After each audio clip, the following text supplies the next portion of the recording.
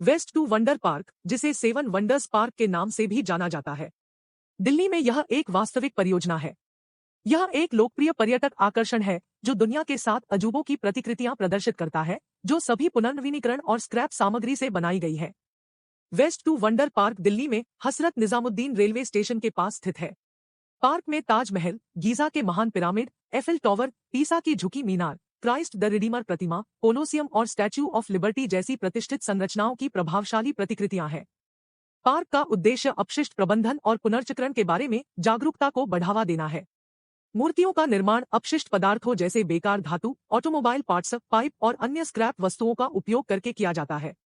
यह परियोजना न केवल आगंतुकों को इन प्रसिद्ध स्थलों की प्रशंसा करने का अवसर प्रदान करती है, बल्कि कचरे को कम करने के लिए सामग्रियों के पुनर्चक्रण और पुनः उपयोग के महत्व की याद भी दिलाती है। दिल्ली में वेस्ट टू वंडर पार्क स्थानीय लोगों और पर्यटकों दोनों के लिए एक लोकप्रिय गंतव्य बन गया है, जो उन आगंतुकों को आकर्षित करता है जो एक अद्वितीय और पर्यावरण के अनुकूल सेटिंग में इन वास्तुशिल्प चमत्कारों का अनुभव करने में रुचि रखते हैं।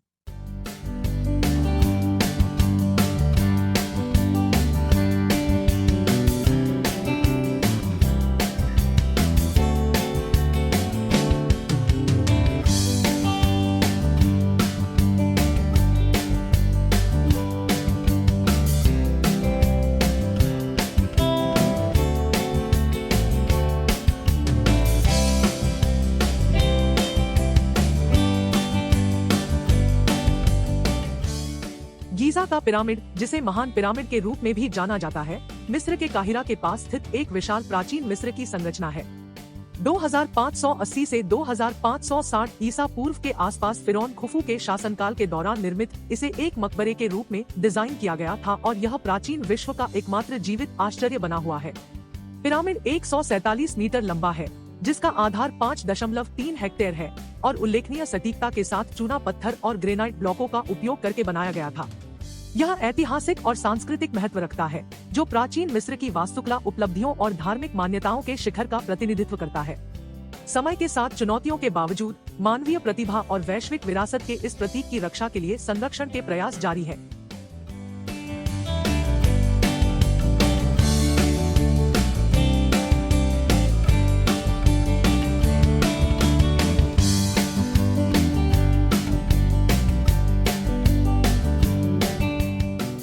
पीसा की झुकी मीनार इटली के पीसा में स्थित एक प्रसिद्ध घंटाघर है। इसका निर्माण 12वीं शताब्दी में किया गया था, लेकिन नरम मिट्टी के कारण यह झुकने लगा, जिससे यह एक प्रतिष्ठित वैश्विक प्रतीक बन गया। टावर को स्थिर और संरक्षित करने के प्रयासों ने इसे एक लोकप्रिय पर्यटक आकर्षण बना दिया है। इसका अनोखा झुकाव वास्तुशिल्प चुनौतियों का सामना करने में मानवीय दृढ़ता और सरलता का प्रतिनिधित्व करता है। आज टावर लाखों आगंतुकों को आकर्षित करता है, जो रोमन स्क्यू और गॉथिक वास्तुकला शैलियों का एक अद्भुत मिश्रण प्रदर्शित करता है।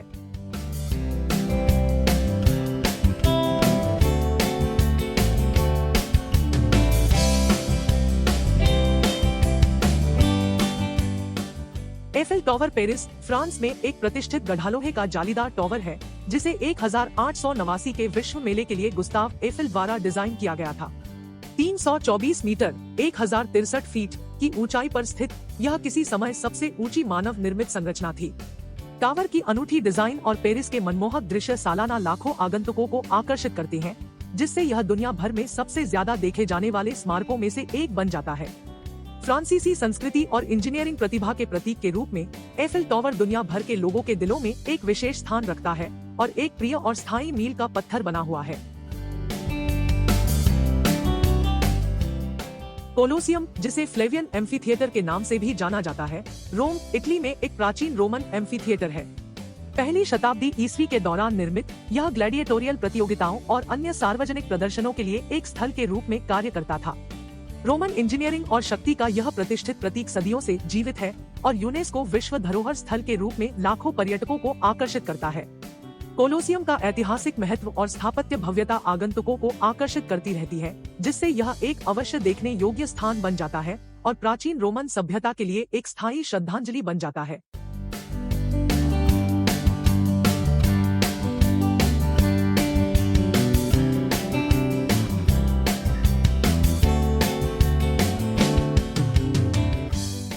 ताजमहल भारत के आगरा में स्थित एक प्रसिद्ध सफेद संगमरमर का मकबरा है, जिसे सम्राट शाहजहां ने अपनी पत्नी मुमताज महल को श्रद्धांजलि के रूप में बनवाया था।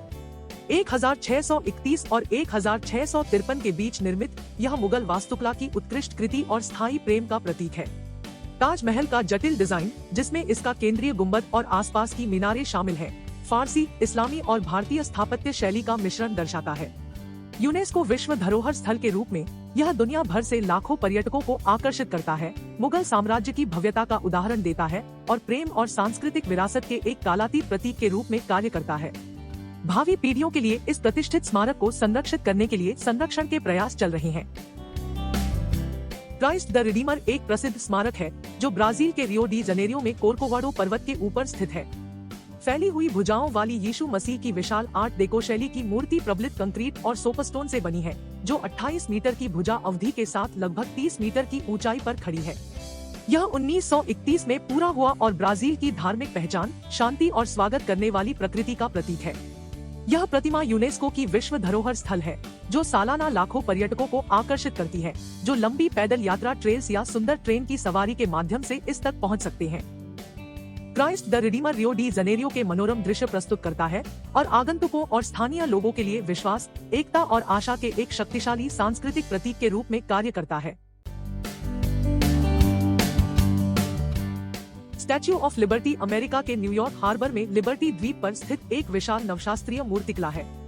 यह फ्रांस की ओर से संयुक्त राज्य अमेरिका को एक उपहार था और 1886 में समर्पित किया गया था। फ्रेडरिक ऑगस्टे बार्थोल्डी द्वारा डिजाइन किया गया और गुस्ताव एफिल की मदद से निर्मित यह प्रतिमा जमीन से मशाल की नोक तक लगभग 93 मीटर की दूरी पर है। यह स्वतंत्रता, लोकतंत्र और आशा का प्रतीक है, विशेष रूप से अमेरिका में बेहतर जीवन चाहने वाले अप्रवासियों के लिए। मैनहट्टन में बैटरी पार्क से नौका द्वारा प्रतिमा तक पहुंचा जा सकता है और आगंतुक ऐतिहासिक जानकारी और न्यूयॉर्क शहर के प्रभावशाली दृश्यों के लिए पेडिस्टल और संग्रहालय का पता लगा सकते हैं। एक राष्ट्रीय स्मारक के रूप में स्टैच्यू ऑफ लिबर्टी एक शक्तिशाली सांस्कृतिक प्रतीक और स्वतंत्रता और अवसर का सार्वभौमिक प्रतिनिधित्व बनी हुई है।